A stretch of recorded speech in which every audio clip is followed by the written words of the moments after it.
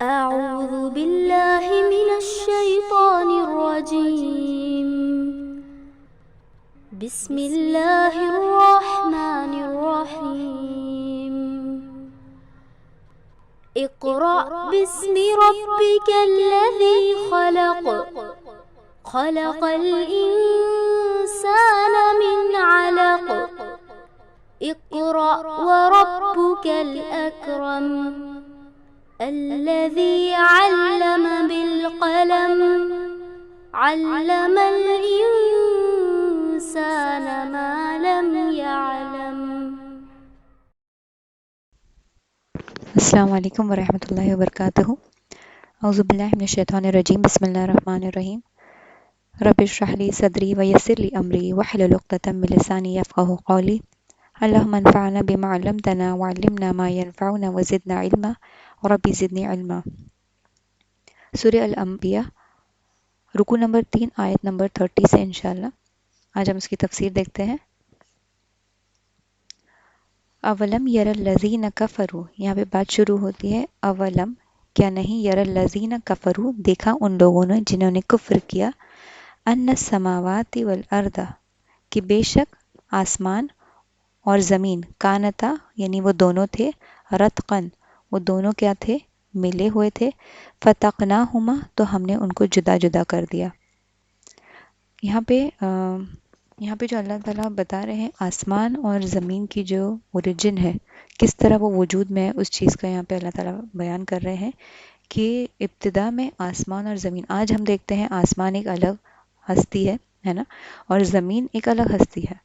تو زمین کو ہم الگ اس کی ایک آئیڈینٹی ہے، اور آسمان کو ہم دیکھتے ہیں کہ آسمان کس طرح ہے، لیکن اللہ تعالیٰ فرما رہے ہیں کہ شروع میں یہ دونوں ایک تھے، ٹھیک ہے، اور پھر بعد میں یہ آگے چل کے اللہ تعالیٰ نے اس کو کیا کیا ہے، دونوں کو الگ الگ جدا جدا کر دیا ہے۔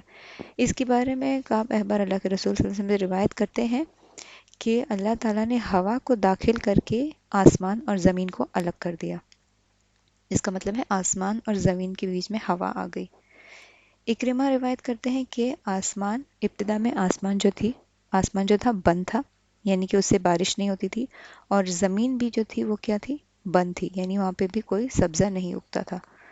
تو یہ چیز ہم جانتے ہیں کہ یہ چیز اللہ تعالیٰ نے قرآن میں اتنے پہلے، آج سائنس اس چیز کو پروف کر رہی ہے کہ جو آسمان اور زمین کا جو اوریجن ہے، کس طرح سے وجود میں آئی، آج سائنس اس چیز کو پروف کری، لیکن اللہ تعالیٰ نے قرآن میں بہت پہلے ہی، کئی ہزاروں سال پہلے اس چیز کو مینشن کر دیا ہے کہ آسمان اور زمین کس طرح وجود میں آئے، ٹھیک ہے۔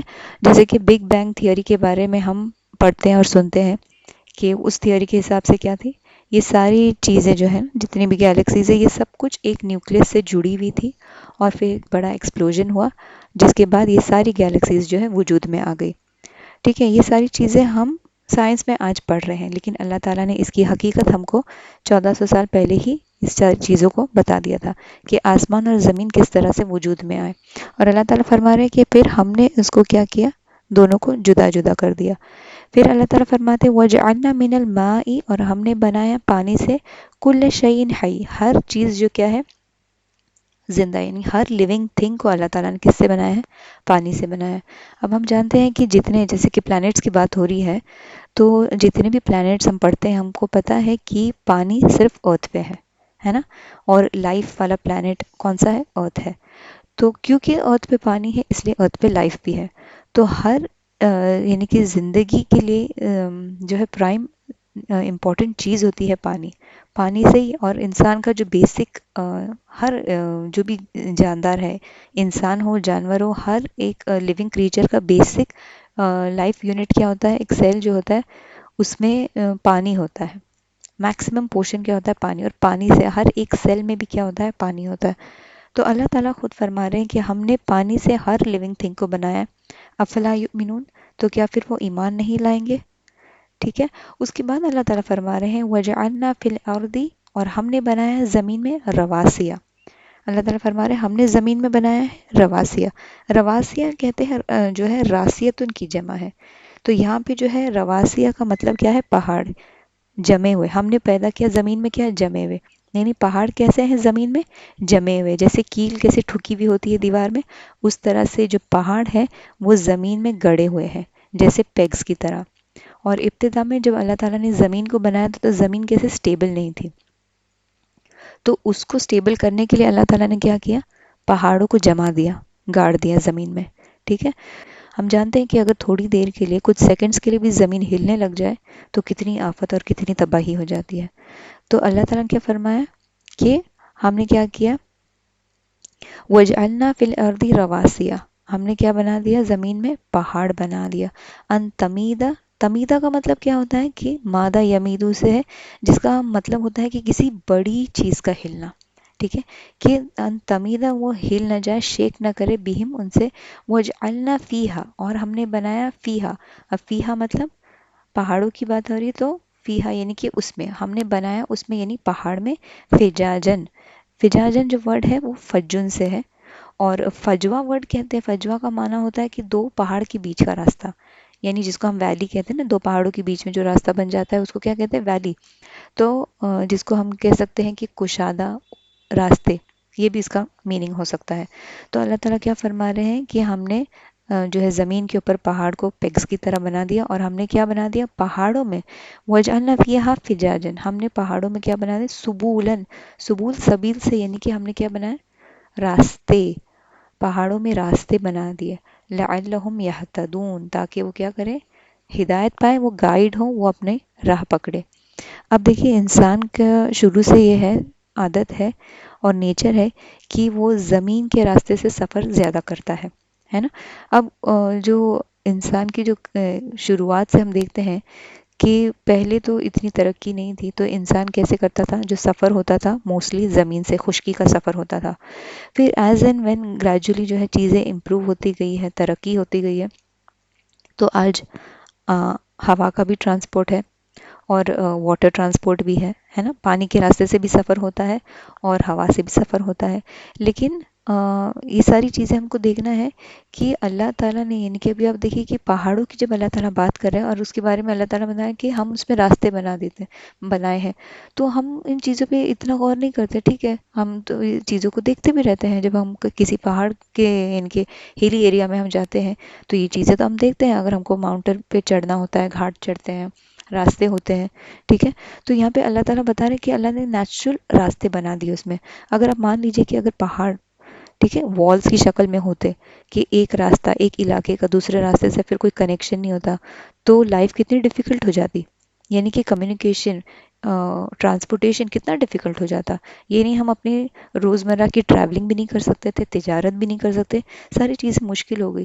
تو اب اگر کوئی انسان ٹریول کر رہا ہے، روڈ سے ٹریول کر رہا ہے، اور اگر کوئی پہاڑ آ گیا تو اللہ تعالیٰ نے نیچرلی ان پہاڑوں کو کراس کر کے پار جانے کے راستے بنا دیے۔ کتنی بڑی نعمت ہے نا یہ، کہ اللہ تعالیٰ نے ہماری سہولت کے لیے یہ ساری چیزیں بنا دی۔ یعنی یہ جو ہم آج کی آیتیں ہم پڑھ رہے ہیں نا، یہ ساری چیزوں میں غور یہ کرنا ہے کہ اللہ تعالیٰ ہم کو اللہ کی ہی بنائی ہوئی نشانیوں کی طرف، یعنی کہ اس پہ ہمارا فوکس لے جا رہا ہے کہ ہم ان چیزوں کو پڑھیں، غور و فکر کریں، کہ ہم جب ہم کہیں بھی سیر تفریح کے لیے ماؤنٹین ایریاز میں جاتے ہیں تو ہم اس طرح سے سوچتے ہیں کہ یہ راستے بنے ہیں تو اس میں اللہ تعالیٰ نے، اگر سوچیے نا، اگر یہ چیزیں اللہ تعالیٰ نہیں کرتا تو انسان کہاں سے اس چیزوں کا نالج بھی گین کرتا، ہے نا۔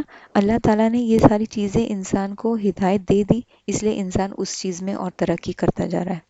تو اللہ تعالیٰ کیا فرما رہے، وَجْعَلْنَا فِيهَا فِجَاجًا سُبُولًا لَعَلَّهُمْ يَهْتَدُونَ تاکہ وہ کیا کرے، وہ اس کے تھرو راستہ پائے، ٹھیک ہے۔ پھر آگے اللہ فرماتے ہیں وَجْعَلْنَا السَّمَاءَ سَقْفًا، اللہ تعالیٰ کیا فرما رہے ہیں، اور ہم نے بنایا آسمان کو سقفاً، ایک چھت، اور کیسی چھت، محفوظہ، یعنی کہ پروٹیکٹڈ، سیکیور، ایسی چھت جو کیا ہے، سیکیور ہے، یعنی کہ اس سے ہم کو کوئی خطرہ نہیں ہے۔ ہم آج اپنی دنیا میں جو چھت ہوتی ہے، ہم گھروں کی چھت ہوتی ہے، کہ وہ ایک دم 100% پروٹیکٹڈ ہوتی ہے؟ ہم کتنے نیوز ایسے سنتے ہیں کہ فلاں جگہ پہ چھت گر گئی اور اتنے لوگ مر گئے، ہے نا۔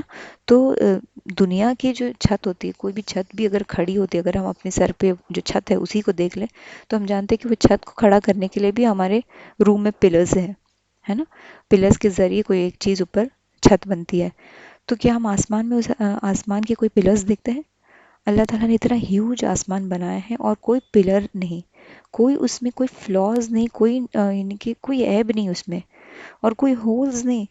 دیکھیے کتنے، اگر ہم ہر وقت آسمان سے اگر کوئی چیز ایسے ٹپکتی رہتی جو ہماری ضرورت کی نہیں ہے، اریٹیٹ ہوتی ہے ہم کو، ہم ان چیزوں سے پریشان ہوتے. اگر بارش کے موسم میں کسی کے گھر کی چھت لیک ہوتی رہتی ہے، ہر وقت پانی اس سے رستا رہتا ہے، تو کیا ان کی زندگی مشکل نہیں ہو جاتی ہے؟ تو اب سوچیے اگر اللہ تعالیٰ بھی اس طرح سے ہمارے لیے کر دیتا تو ہمارے لیے وہ آسمان بھی کیا ہو جاتا ہے، عذاب بن جاتا. تو اللہ نے اس طرح سے نہیں کیا ہے. اللہ نے زمین بنائی، آسمان بنائی، ساری چیزیں انسان کی ضرورت کے لیے، اس کی سہولت کے لیے بنائی، اس کی سہولت کے حساب سے بنائی. تو اللہ تعالیٰ کیا فرما رہے کہ ہم نے آسمان کو ایک پروٹیکٹڈ چھت بنایا، اس میں کوئی ہولز نہیں ہے کہ ہر وقت کوئی چیز لیک ہو رہی ہے نا. اللہ تعالیٰ نے آسمان کو پروٹیکشن بنایا ہے ہمارے لیے کہ ایک یعنی زمین اور آسمان کی جب بات آتی ہے تو زمین، ہم سورہ بقرہ میں پڑھ چکے ہیں نا کہ اللہ تعالیٰ فرماتے ہیں کہ ہم نے زمین کو تمہارے لیے فرش بنایا اور آسمان کو چھت بنایا. یعنی کہ یہ پوری دنیا ہمارے لیے ہمارا ایک گھر ہے جس میں زمین ہے، چھت ہے، اور چھت پہ اللہ تعالیٰ نے ڈیکوریشن کے لیے لائٹس بھی لگا دی ستاروں کی طرح، ہے نا. تو یہ ساری خوبصورتی کے ساتھ اللہ تعالیٰ نے یہ ساری نعمتیں انسان کے لیے رکھی. پھر اللہ تعالیٰ فرما رہے ہیں وَهُمْ عَنْ آيَاتِهِ مُعْرِضُونَ، اور وہ کیا کرتے ہیں، انسان اکثر کیا کرتے ہیں، اللہ تعالیٰ یہ ساری اپنی قدرت کی کائنات کی نشانیاں بتا رہے ہیں، اور اللہ تعالیٰ فرما رہے ہیں کہ اکثر وہ کیا کرتے ہیں، اس سے منہ پھیرتے ہیں، اس سے اسی طرح سے یعنی کہ منہ موڑ کے چلے جاتے ہیں، یعنی کہ اس پر غور ہی نہیں کرتے. اب یہ چیز ہم دیکھیں کہ یہ کوئی کافر لوگوں کے بارے میں، ڈس بلیورز کے بارے میں نہیں ہے کہ وہ لوگوں کا یہ رویہ ہے. کتنے پڑھے لکھے لوگ، اچھے خاصے یعنی کامیاب لوگ بھی ان چیزوں پہ غور نہیں کرتے، کیونکہ ہم اپنی روزمرہ کی زندگی میں اتنے الجھے ہوئے کہ ہم کائنات کی نشانیوں پہ غور ہی نہیں کرتے. اگر ہم ان چیزوں پہ، اللہ تعالیٰ کیوں یہ آیتوں کو ریپیٹ کرتا ہے، کیوں بار بار پھیر پھیر کے یہ باتیں آتی ہے؟ کیونکہ ہم کو اللہ تعالیٰ نے کوئی ایسی ایکسٹرا آرڈنری ایگزامپلز نہیں دے رہا. اللہ تعالیٰ ہم کو انہی چیزوں سے سمجھا رہا ہے جو چیزیں ہم دیکھ سکتے ہیں. ہم آسمان، زمین، یہ ساری چیزیں ہم دیکھ رہے ہیں اور ہم ایزیلی ریلیٹ کر سکتے ہیں ان ساری چیزوں سے. تو سب سے ایزی اور بیسک چیزوں سے اللہ تعالیٰ فرما رہے ہیں، اور فرماتا ہے اللہ تعالیٰ کہ بہت سے لوگ ہیں جو ان نشانیوں سے، ان آیتوں سے منہ پھیر کے چلے جاتے ہیں کیونکہ ان کی توجہ ہی نہیں جاتی اس پر. پھر اللہ تعالیٰ فرما رہے ہیں وَهُوَ الَّذِي، اور وہی ہے الَّذِي خَلَقَ اللَّيْلَ، جس نے کیا کیا، پیدا کیا رات کو، وَالنَّهَارَ اور دن کو، وَالشَّمْسَ اور سورج کو، وَالْقَمَرَ اور چاند کو. دیکھیے پھر اللہ تعالیٰ اپنی نشانیاں بتا رہا ہے یہاں پہ. ہر ایک نشانی سوچیے کہ ہم رات اور دن کو نہیں جانتے، کیا ہمارے لیے وہ کوئی ایک ایلین چیز ہے؟ نہیں. سورج چاند کوئی انجان چیز ہے ہمارے لیے؟ نہیں. یہ ساری چیزیں ہم جانتے ہیں. تو اس اللہ تعالیٰ بتا کہ اسی نے تو بنایا ہے، اسی نے رات کو بھی بنایا ہے، اسی نے دن کو بنایا ہے، اسی نے سورج بھی بنایا ہے، اسی نے چاند بھی بنایا ہے. پھر اللہ تعالیٰ فرما رہے کلن فی فلک یسبحون، کلن ہر ایک کیا کر رہا ہے، فی فلکن، فلک میں یعنی کہ ایک آربٹ میں کیا کر رہا ہے، یسبحون تیر رہا ہے. یسبحون فلک کہتے ہیں کہ فلک جو ورڈ ہے فلک سے نکلا ہے، اور فلک کہتے ہیں کشتی کو. تو جیسے کشتی سمندر میں فلوٹ ہوتی ہے، اسی طرح یہ سارے جو بھی پلانٹس ہیں اور جتنے بھی سورج چاند، جتنی بھی چیزیں ہیں ہمارے اسپیس میں، تو یہ ساری چیزیں اپنے اپنے مدار میں کیا ہے، فلوٹ ہو رہی ہیں، تیر رہی ہیں. جس کو جو اللہ تعالیٰ نے حکم دیا ہے وہ اپنے اسی راستے پہ، اسی کام میں وہ لگے. کبھی ہم اس میں کوئی بھی یعنی کہ یہ نہیں دیکھتے، چینجز نہیں دیکھتے، یا وہ جو چیز ان کی ڈیوٹی اللہ نے دے دی ہے وہ اس چیز سے کچھ بھی ہٹ کے نہیں کرتے. اگر ہر کوئی اپنے حساب سے موو ہوتا اور ہر کوئی اپنے حساب سے یعنی کہ کوئی بھی ڈائریکشن موو کرتا تو کیا ہوتا ہے، پورا کائنات کا سسٹم درہم برہم ہو جاتا. تو اللہ تعالیٰ نے یہ جو چیزیں بنائی ہیں، یہ ساری چیزیں بھی دیکھنے کی کہ اللہ تعالیٰ نے کتنی بیوٹیفل یہ ساری چیزوں کو بنایا ہے کہ کوئی چیز بھی اپنے آربٹ سے ہٹتی نہیں ہے. جو چیز میں جس کو اللہ تعالیٰ نے وہی کر دی ہے کہ بس اس آربٹ میں گھومنا ہے، وہ وہی کر رہا ہے. ہر ایک مخلوق اللہ کی جو ہے فرما بردار ہے سوائے انسان کے. تو یہاں پہ اللہ تعالیٰ فرما رہے ہیں کہ ہر ایک جو ہے کیا کر رہا ہے، اپنے اپنے آربٹ میں تیر رہا ہے. پھر اللہ تعالیٰ فرمائے وَمَا جَعَلْنَا لِبَشَرٍ مِّن قَبْلِكَ، اللہ تعالیٰ کیا فرما رہے ہیں، وَمَا جَعَلْنَا، اور نہیں بنایا ہم نے، لِبَشَرٍ کسی انسان کے لیے، مِّن قَبْلِكَ آپ سے پہلے، یعنی اللہ کے رسول صلی اللہ علیہ وسلم سے پہلے، الخلد، خلد مطلب ہمیشگی، یعنی کہ ہمیشہ ہمیشہ زندہ رہنا. ہم نے کسی انسان کے لیے یہ کوالٹی نہیں دی، ہم نے کسی انسان کو کہ وہ کبھی نہیں مرے گا، نہیں نہ. یعنی کہ اس سے ہم کو ایک چیز یہ بھی سمجھ میں آ رہا ہے کہ اللہ تعالیٰ بتا رہے ہیں کہ اللہ کے رسول صلی اللہ علیہ وسلم کیا ہے، وہ بھی ایک بشر ہے. تو جس طرح کسی اور انسان کو اللہ تعالیٰ نے ہمیشگی نہیں دی ہے، فار ایور اینڈ ایور اس دنیا کی زندگی میں نہیں، تو اللہ کے رسول صلی اللہ علیہ وسلم کے لیے بھی یہ چیز نہیں ہے. تو اللہ تعالیٰ فرما رہے ہیں کہ کسی انسان کے لیے ہم نے یہ چیز نہیں بنائی کہ وہ ہمیشہ ہمیشہ رہے گا. افَإِن مِتَّ، اب یہ چیز کیوں آ رہی ہے، یہ آیت کا آنے کا مقصد کیا ہے کہ ابھی جو بات آ رہی ہے نا افَإِن مِتَّ، کیا پھر اگر آپ مر جائیں، فَهُمُ الْخَالِدُونَ، تو کیا یہ لوگ ہمیشہ رہیں گے. یعنی یہ ایک اہل مکہ کا اعتراض تھا کہ وہ اس بات پہ اعتراض کرتے تھے کہ جب اللہ کے رسول صلی اللہ علیہ وسلم فوت ہو جائیں گے تو یہ ساری جو دین کی باتیں ہیں، یہ جو باتیں یہ کر رہے ہیں، یہ ہمارے معبودوں کو جھوٹا ٹھہرا رہے ہیں، ہمارے معبودوں کو باطل کہہ رہے ہیں، یہ ساری باتیں، یہ ساری پریشانیاں ختم ہو جائیں گی جب اللہ کے رسول صلی اللہ علیہ وسلم نعوذ باللہ فوت ہو جائیں گے. تو اس طرح کی باتیں یہ لوگ کرتے تھے کہ آپ صلی اللہ علیہ وسلم کی موت کا ان کی انتظار کرتے تھے تاکہ ساری چیزیں، یہ جو بھی چیزیں ہو رہی ہیں وہ ختم ہو جائے. تو اللہ تعالیٰ فرما رہے ہیں کہ اگر آپ مر جائیں گے تو کیا یہ لوگ جو آپ کی موت کی تمنا کر رہے ہیں، کیا یہ ہمیشہ رہنے والے ہیں. تو اس سے ہم کو یہ سمجھ میں آتا ہے نا کہ بعض دفعہ لوگ کیا کرتے ہیں، کسی سے پریشان ہو کے اس کی موت کی تمنا کرنے لگتے ہیں. لیکن جو کسی کی موت کی تمنا کر رہا ہے، کیا وہ جانتا ہے کہ وہ شخص پہلے مرے گا یا وہ خود پہلے مر جائے گا، کیونکہ کسی کو نہیں پتا کہ اس کی موت کب آنے والی ہے. تو اللہ تعالیٰ فرما رہے ہیں افَإِن مِتَّ فَهُمُ الْخَالِدُونَ، کیا پھر اگر آپ فوت ہو جائیں تو کیا یہ لوگ جو آپ کی موت کی تمنا کر رہے ہیں، کیا یہ ہمیشہ رہیں گے. اللہ تعالیٰ فرما رہے ہیں کُلُّ نَفْسٍ ذَائِقَةُ الْمَوْتِ.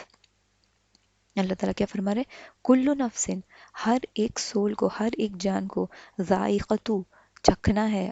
کس کا مزہ، موت کا مزہ چکھنا ہے. ہر ایک نفس کو مرنا ہے، ہر ایک لیونگ تھنگ کو مرنا ہے، چاہے وہ انسان ہو، چاہے وہ جانور ہو، پیڑ پودا، کچھ بھی، جو بھی چیز ہے، ہر ایک جاندار چیز کی کیا ہے، اس کو مرنا ہے، اس کو فنا ہونا ہے. کوئی بھی ایسا نہیں ہے کہ آپ کتنے بھی ہیلدی ہو، کتنا بھی اچھا ڈائٹ آپ فالو کرو، کتنا کچھ آپ اپنا آپ کو سنبھال کے کانشیس رکھ کے کرے، لیکن مرنا ہر ایک کو ہے. کتنے بھی فٹ رہیں آپ، لیکن اللہ تعالیٰ کیا فرما رہے، کل نفس ذائقۃ الموت، ہر نفس کو ایک دن موت کا مزہ ضرور چکھنا ہے. وَلَنَبْلُوَكُمْ بِالشَّرِّ، اور اللہ تعالیٰ کیا فرما رہے، اور ہم آپ کو آزمائیں گے، بالشر یعنی کہ برائی سے، شر سے آزمائیں گے، والخیر، اور کیا ہے، بھلائی سے. اور کیا ہے، کس لیے، فتنہ، وہ کیا ہوگی، آزمائش ہوگی. وَإِلَيْنَا تُرْجَعُونَ، اور ہماری طرف تم کو لوٹ کے آنا ہے. یعنی کہ اللہ تعالیٰ کیا فرما رہے ہیں کہ ہم ضرور انسان کو کس سے آزمائیں گے، خیر اور شر دونوں سے آزمائیں گے.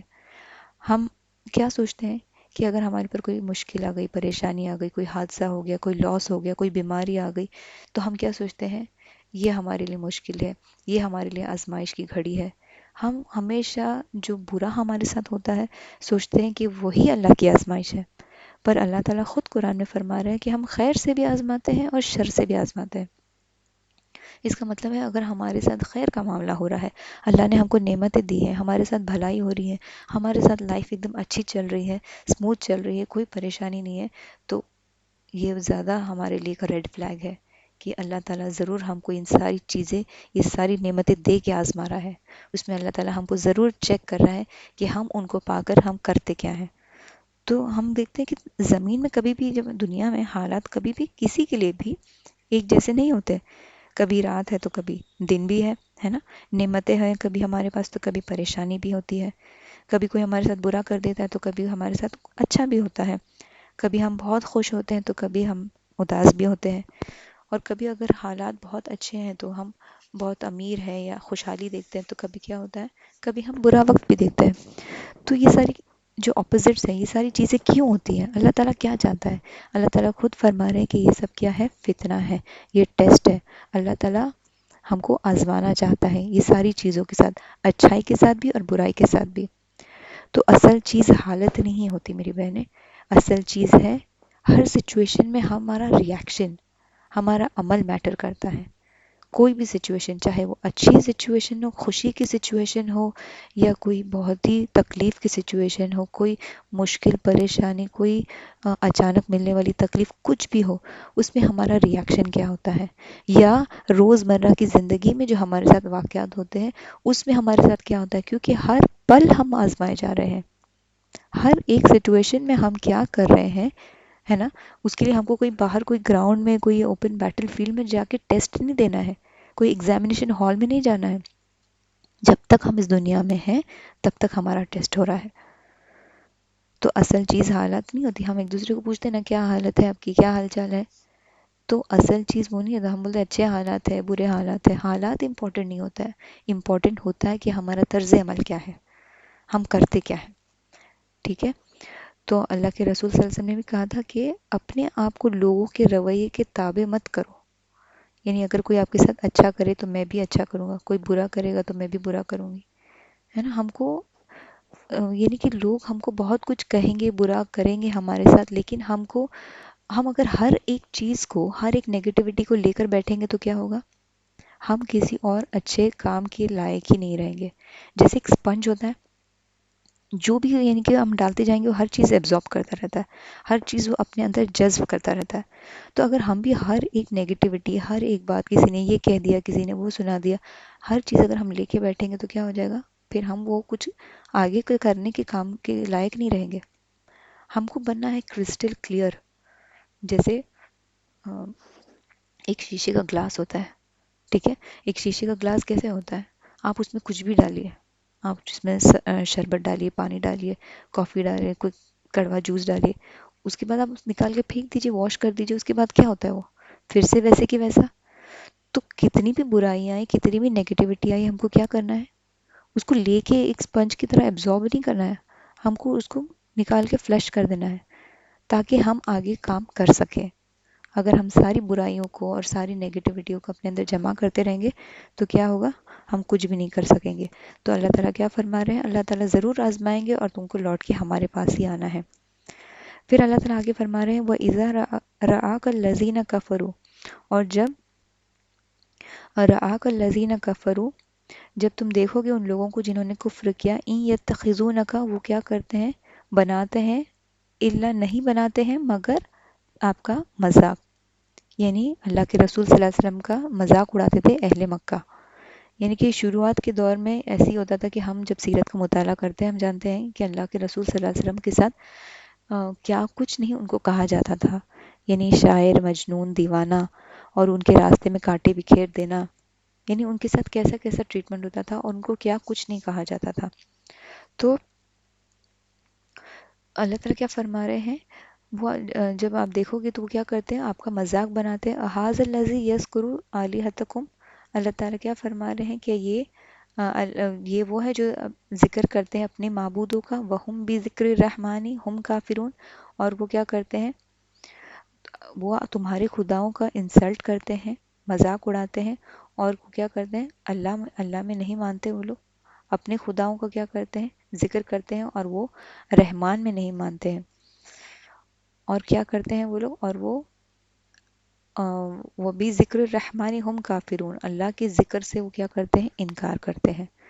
تو اللہ تعالیٰ یہ اہل مکہ کا طرز عمل بتا رہے ہیں، تو وہ کیا کرتے تھے، اللہ کے رسول صلی اللہ علیہ وسلم کا مذاق اڑاتے تھے، اور کیا کرتے تھے کہ وہ جو توحید کا میسج اللہ کے رسول صلی اللہ علیہ وسلم دے رہے تھے وہ اس کا انکار کرتے تھے۔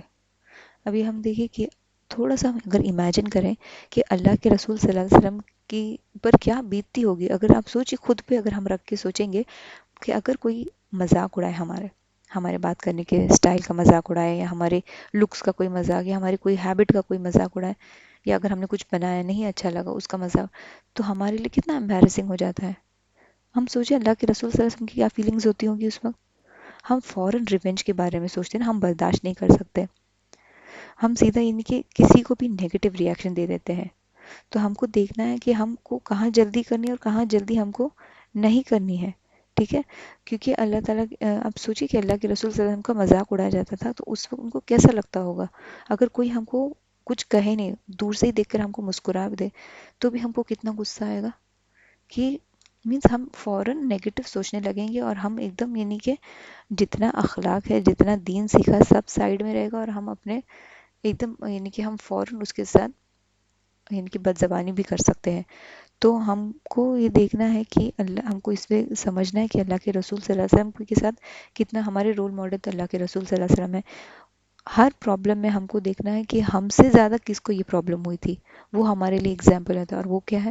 اللہ کے رسول صلی اللہ علیہ وسلم ہے، کیونکہ اللہ کے رسول صلی اللہ علیہ وسلم ہمارے لیے رول ماڈل ہے، اور جو بھی پریشانی مشکل ہے وہ سب کچھ سے اللہ کے رسول صلی اللہ علیہ وسلم نے بھی فیس کیا تھا، اور ان کا طرز عمل کیا تھا، وہی ہم کو سیکھنا ہے۔ پھر اللہ تعالیٰ فرما رہے خلق الانسان من اجل، کہ انسان کیسے پیدا کیا گیا ہے؟ جلد باز۔ اجل کا مطلب کیا ہوتا ہے؟ اجل کا مطلب ایک مطلب کیچڑ بھی ہوتا ہے، اور اجل کا مطلب جلد باز بھی ہوتا ہے۔ تو اللہ تعالیٰ کیا فرمائے؟ انسان کی جو فطرت میں ہے وہ کیا ہے کہ وہ جلد باز ہے۔ تو اس کے بارے میں یہ بھی آتا ہے کہ جب اللہ تعالیٰ آدم علیہ السلام کو یعنی کہ جب اللہ تعالیٰ نے روح پھونکی تھی، ان کا جو اللہ تعالیٰ نے جو آ، مٹی کا جو دھڑ بنایا تھا، اس میں جب روح پھونکی تھی، جب روح سر سے یعنی کہ سر کے راستے سے نیچے ہوتے ہوتے ہوتے باڈی کے یعنی کہ پیر تک پہنچنے سے پہلے کہا جاتا ہے کہ آدم علیہ السلام اٹھ کے بیٹھنے کی یعنی کہ جلد بازی کر رہے تھے۔ تو وہ بھی اس سے بھی ہم کو سمجھ میں آتا ہے کہ یعنی کہ انسان کتنا ہوتا ہے، اس میں ہیسٹ ہوتی ہے، جلد بازی رہتی ہے، ہر چیز جلدی جلدی چاہیے۔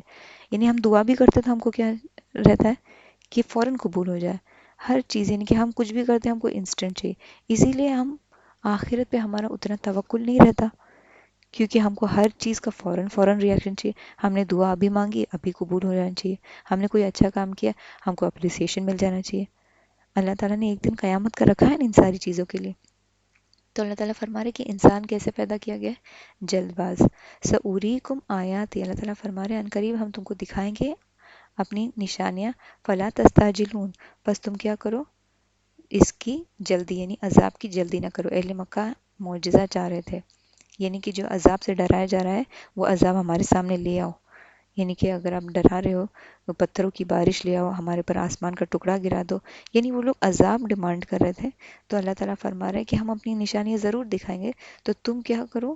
جلدی مت کرو، یعنی عذاب کی جلدی مت مچاؤ۔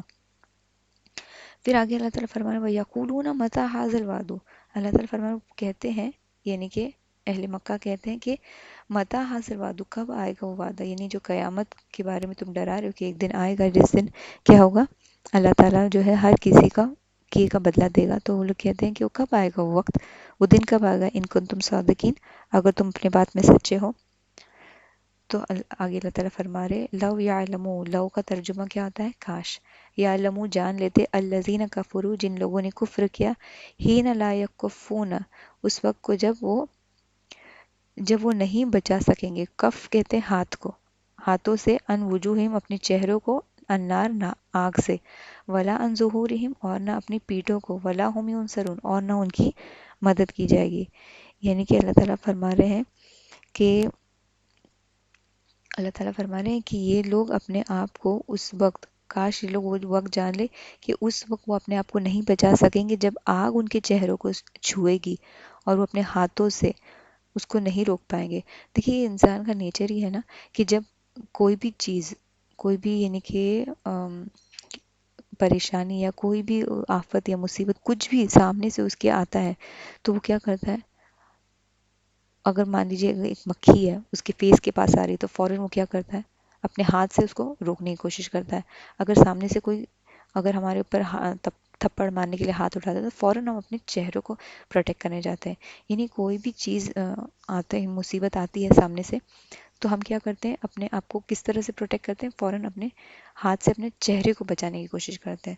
تو اللہ تعالیٰ بھی وہی چیز یہاں پہ بیان کر رہے ہیں کہ وہ دن وہ اپنے آپ کو، اپنے چہروں کو آگ سے نہیں بچا سکیں گے، اور نہ اپنی پیٹھوں کو، اور نہ ان کی کوئی بھی مدد کی جائے گی۔ پھر یہ ہیومن ریاکشن کے بعد اللہ تعالیٰ فرما رہے ہیں بل تاتیہم بغتتن، بل یعنی کہ وہ آ جائے گی، وہ کون؟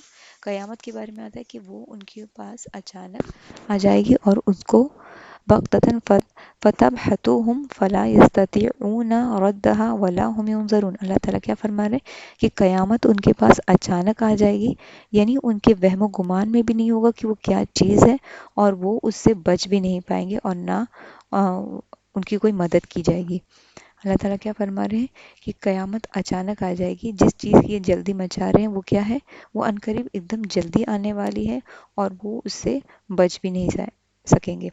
اب دیکھیے انسان کی حالت کیا ہوتی ہے کہ ہم دنیا کے معاملات میں بھی دیکھتے ہیں کہ کوئی بھی اچانک ملنے والی جو بھی تکلیف ہوتی ہے وہ کس طرح ہوتی ہے۔ انسان کو اگر اچانک کوئی بیماری کی نیوز مل جائے تو کس طرح حیران ہو جاتا ہے۔ اچانک اگر کسی کو ہارٹ اٹیک آ جائے، کوئی بھی اچانک آنے والی پریشانی سے اللہ کے رسول صلی اللہ علیہ وسلم نے بھی کہا ہے کہ اس سے ہمیں پناہ مانگنی چاہیے۔ تو اللہ تعالیٰ فرما رہے ہیں کہ قیامت بھی اچانک آ جائے گی، اور انسان کی سوچ میں بھی نہیں ہوگا کہ وہ کیا چیز ہوگی، کہ انسان سوچ بھی نہیں سکتا کہ قیامت ہے کیا، اور وہ اچانک آ جائے گی۔ پھر آگے اللہ تعالیٰ فرما رہے ہیں وَلَقَدِ اسْتُهْزِئَ، اللہ تعالیٰ فرما رہے ہیں کہ البتہ مذاق اڑائے گی بِرَسُولٍ مِّن قَبْلِكَ، کئی رسول آپ سے پہلے۔ اللہ کے رسول صلی اللہ علیہ وسلم کو یہاں پہ ایک طرح سے تسلی دی جا رہی ہے کہ آپ سے پہلے بھی جو رسول گزرے ہیں ان کا بھی کیا کیا گیا، مذاق اڑایا گیا ہے۔ فَحَاقَ بِالَّذِينَ سَخِرُوا، تو گھیر لیا ان لوگوں کو، سخروا جن لوگوں نے مذاق کیا، منہم ما کانوا بہ یستہزئون، اس چیز نے گھیر لیا جس کا وہ مذاق اڑایا کرتے تھے۔ یعنی کہ آپ سے پہلے بھی جو رسول گزرے ہیں تو ان کی امت کے جو بھی انکار کرنے والے لوگ تھے، وہ جو مذاق اڑانے والے لوگ تھے، جس چیز کا یعنی جو عذاب سے ان کو ڈرایا جا رہا تھا، جس کا وہ مذاق اڑاتے تھے، اس عذاب نے ان کو آ گھیرا، اور کیا ہوا، جس چیز کا وہ مذاق اڑا رہے تھے۔ تو اللہ کے رسول صلی اللہ علیہ وسلم کو تسلی دی جا رہی ہے کہ جو لوگ آپ کے ساتھ برا سلوک کر رہے ہیں، مذاق اڑا رہے ہیں، برا بھلا آپ کو کہہ رہے ہیں، تو کیا ہے کہ یہ آپ اکیلے آپ یہ چیز نہیں جھیل رہے ہیں، آپ سے پہلے بھی جو رسول گزر چکے ہیں ان کے ساتھ بھی ایسا ہی معاملہ ہوا ہے۔ تو آپ صلی اللہ علیہ وسلم کو تسلی دی جا رہی ہے کہ جو لوگ برا آپ کا چاہ رہے ہیں، جو آپ کا مذاق اڑا رہے ہیں، تو کیا ہوگا، عنقریب ان کو اللہ تعالیٰ کا عذاب گھیر لے گا۔ اور یہ اللہ کے رسول صلی اللہ علیہ وسلم کو یہاں پہ اس چیز سے تسلی دی جا رہی ہے۔ تو الحمدللہ آج کا رکوع ہم لوگ کو یہاں پر کمپلیٹ ہوا ہے۔ آج کے رکوع میں ہم نے دیکھا ہے کہ اللہ تعالیٰ بہت ساری اللہ تعالیٰ کی جو نشانیاں ہیں، کائنات میں جتنی نشانیاں ہیں اس کی طرف غور و فکر کی دعوت دے رہے ہیں، اور ان چیزوں کو بار بار ریپیٹ آنا ایک حکمت کے تحت ہوتا ہے۔ اللہ تعالیٰ سے دعا ہے کہ اللہ تعالیٰ ہم کو صرف نہ پڑھنے والا بنائے، نہ صرف سننے والا بنائے، اللہ تعالیٰ ہم کو عمل کرنے والا بنائے، اور اللہ تعالیٰ ہمارے عمل میں تبدیلی لے آئے، اور ہم کو اللہ تعالیٰ ویسے بنا دے جیسے اللہ تعالیٰ جن بندوں سے اللہ راضی ہوتا ہے۔ اللہ تعالیٰ ہمارے پڑھنے کو، سننے کو اللہ تعالیٰ قبول کرے۔ وآخر دعوانا الحمدللہ رب العالمین۔ سبحان اللہ وبحمدہ، سبحانک اللہم وبحمدک، نشہد ان لا الہ الا انت، نستغفرک ونتوب الیک۔ السلام علیکم ورحمۃ اللہ وبرکاتہ۔